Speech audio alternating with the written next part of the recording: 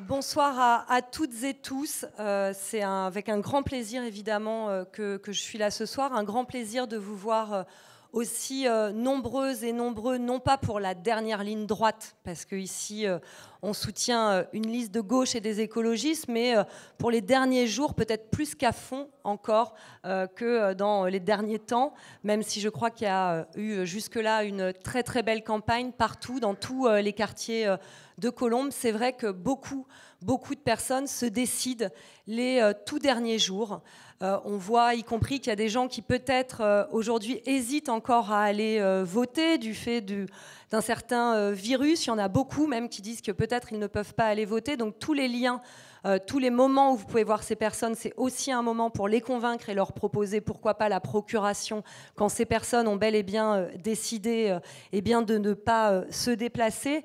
Mais je dois dire aussi que je suis extrêmement heureuse de voir à Colombes, pas seulement à Colombes fort heureusement, mais de voir à Colombes, qui est la ville dans laquelle j'ai grandi, et bien de voir que les forces de la gauche et de l'écologie ont décidé de se rassembler pour relever un défi, pour porter un espoir, celui de la victoire.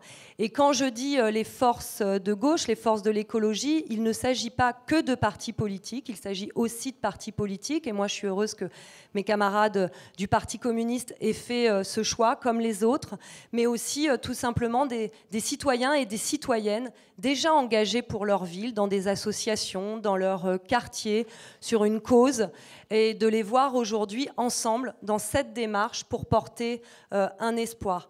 C'est pas évident dans la période. Vous aurez peut-être vu à quel point, eh bien, ces derniers temps, la gauche est divisée, éclatée, affaiblie, et combien ça, eh bien, ça fait monter la puissance des néolibéraux ou parfois la puissance de l'extrême droite. Donc le rassemblement, cette unité, elle est évidemment pas suffisante. Il faut des candidats, des candidates, il faut un bon programme, un projet, une vision de société. Et la gauche et l'écologie, il ne s'agit pas de planter un drapeau et d'expliquer que tout ça, après, c'est fini. C'est évidemment des valeurs à porter, à incarner. C'est une démarche démocratique, participative, avec des habitantes et des habitants. C'est une éthique, c'est un engagement au quotidien. Ce sont des politiques publiques à mettre en œuvre et à financer.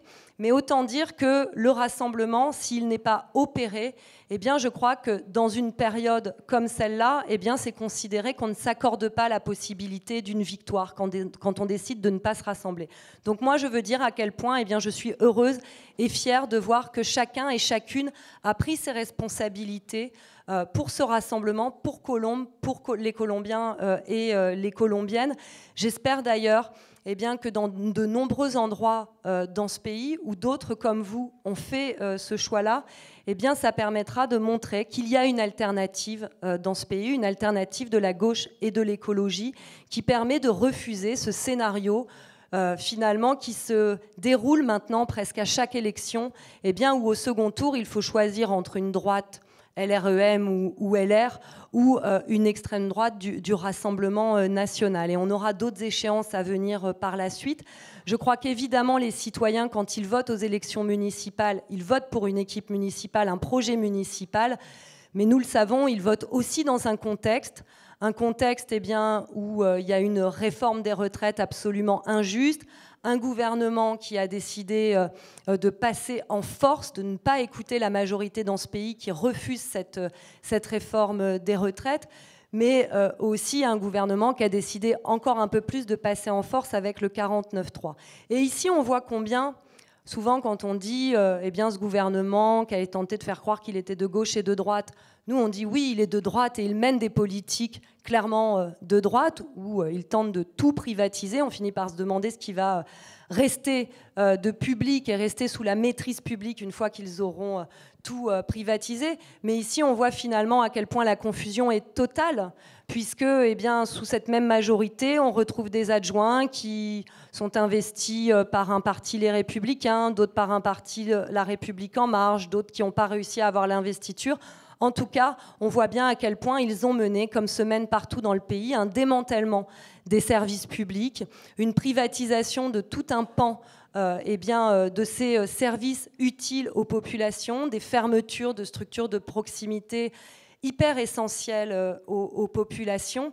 Et donc, il faut pouvoir mettre un coup d'arrêt à ces politiques-là, parce que, je vous le dis, moi maintenant, je ne vis plus à Colombes, je vis à Gennevilliers, mais je vois combien cette ville a bel et bien besoin de retrouver du service public, a bel et bien besoin de retrouver de la présence publique, des structures jeunesse, mais aussi du soutien à celles et ceux qui se mobilisent dans leur quartier pour que leur quartier soit rénové selon leurs choix, qui ont besoin aujourd'hui d'une ville qui entre pleinement dans ce 21e siècle et des besoins écologiques essentiels aujourd'hui. On montrait la végétalisation, mais je sais qu'il y a plein de choses dans ce programme en ce sens, et c'est aussi ça qui me plaît et qui m'invite à vous dire à quel point il faut, dans ces derniers jours, mettre le coup double. C'est qu'on voit combien, aujourd'hui, pour relever les grands défis de notre siècle, la question des solidarités, du social